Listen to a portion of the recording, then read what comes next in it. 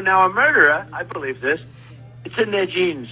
And we got a lot of bad genes in our country right now. When Donald Trump talks about genes, he's talking about eugenics. Eugenics is a discredited belief that selective breeding can improve the human species by breeding out undesirable traits and encouraging people with desirable traits to reproduce. And he believes that. It's not the first time that he brought up genes when referring to people. In 1988, on the Oprah Winfrey Show, Donald Trump used this same argument when referring to people. Are you just a phenomenon? Is it possible for everybody to be what you've become?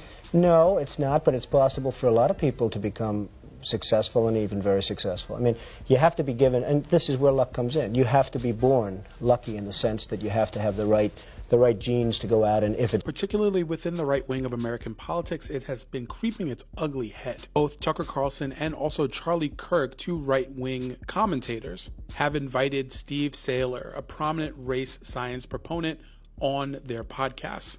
Elon Musk, the world's richest man and a man who spoke at Trump's rally, has also shared and engaged with race science propaganda on his own platform, X. Eugenics has always been pushed by the richest and most elite in our societies. People like Alexander Graham Bell, Theodore Roosevelt, Margaret Sanger, and even the man who started Kellogg's were strong proponents for eugenics. But the people that have always had to pay the price for eugenics have been poor people, black people, and brown people. In North Carolina, there was a eugenics board, and they were responsible for sterilizing over 7,000 women.